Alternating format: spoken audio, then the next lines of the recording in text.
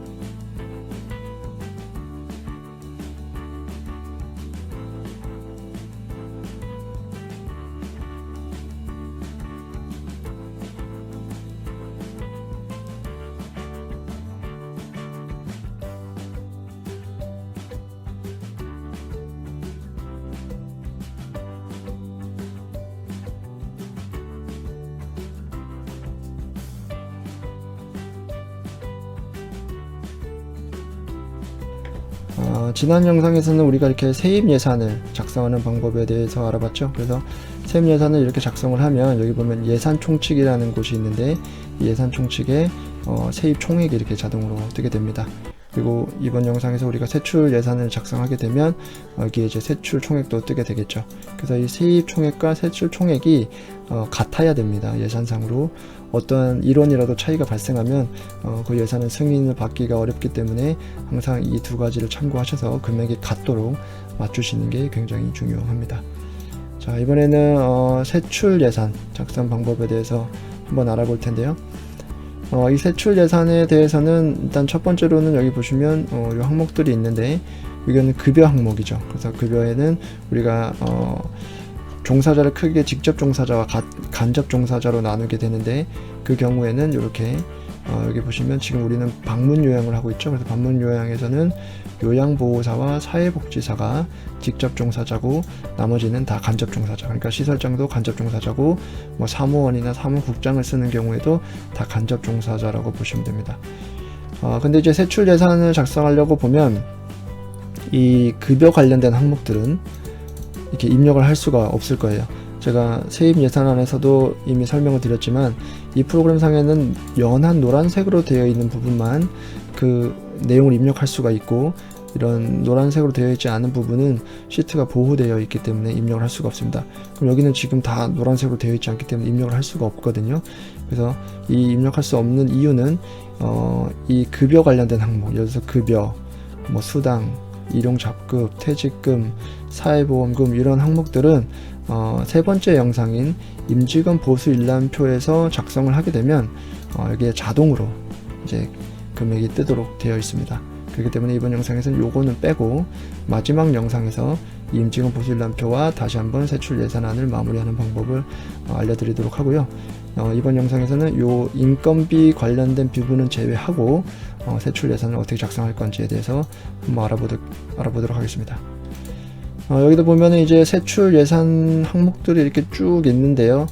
세입 예산에서도 이미 설명을 드렸지만 이런 항목 자체가 이제 예산을 처음 작성하시는 분들은 낯설 수 있기 때문에 이 항목을 각각 클릭하면 간단하게나마 어떤 항목인지에 대한 설명이 나와 있습니다. 그래서 이런 설명들을 참고하셔서 작성하시면 됩니다.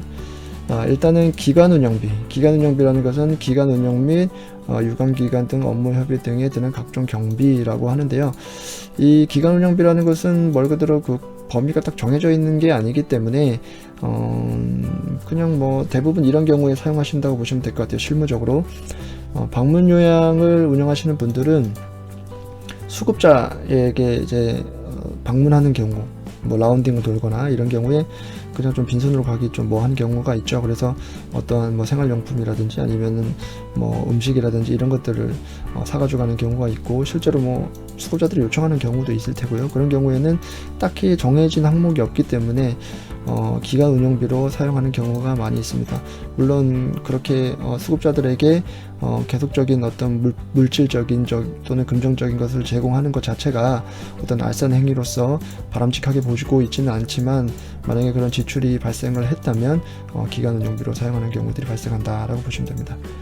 그 다음에 직책보조비. 직책보조비는 시설 직원의 직책 수행을 위하여 정기적으로 지급하는 경비. 말 그대로 직책이 있는 사람, 대부분은 뭐 시설장, 센터장 뭐 이런 사람이겠죠. 이런 경우에는 직책보조비를 설정을 해서 그 금액을 매달 일정하게 지급할 수가 있습니다. 이 직책보조비라는 항목 자체도 금액이 딱 어떻게 깔끔하게 정해져 있는 것이 아니기 때문에 권장사항으로는 보통 월 30에서 50 정도라고 보시면 되고, 다만 직책보조비를 지출하기 위해서는 운영규정상에 어떠한 직책에 대해서 얼마를 지급한다라는 내용이 명시가 되어 있어야 그 운영규정을 기준으로 해서 직책보조비를 지출을 할 수가 있습니다. 회의비는 뭐 후원회 등 각종 회의에 다과비 등에 소요되는 각종 경비, 말 그대로 뭐 직원들 회의 한 달에 한 번씩 한다거나 아니면 뭐 반년에 한 번씩, 연말에 한 번씩 이렇게 하는 경우들 있죠.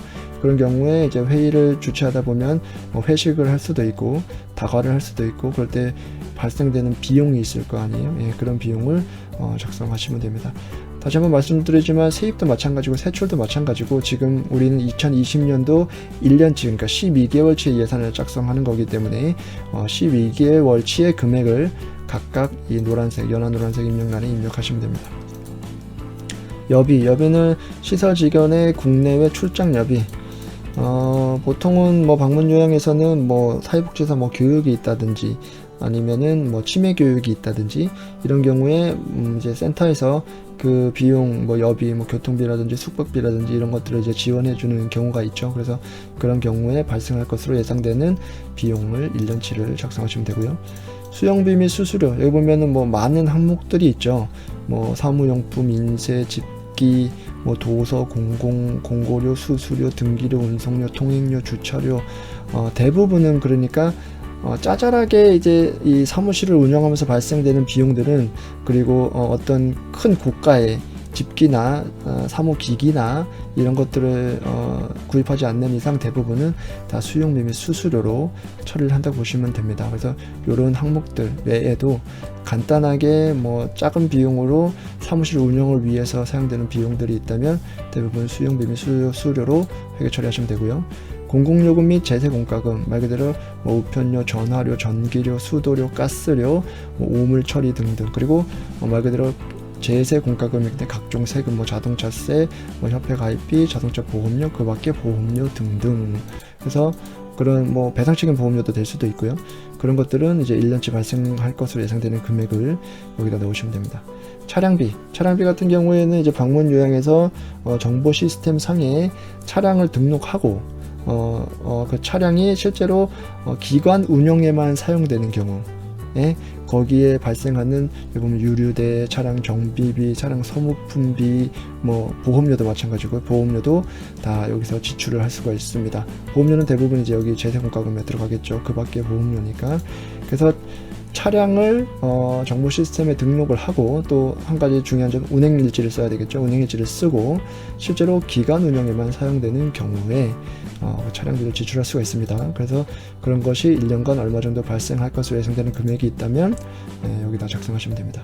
임차료, 보통 사무실을 임대해서 사용하는 경우가 한 90% 이상이니까 임차료가 발생하겠죠. 그러면 임차료 1년간 발생할 것으로 예상되는 금액 넣으시면 되고요.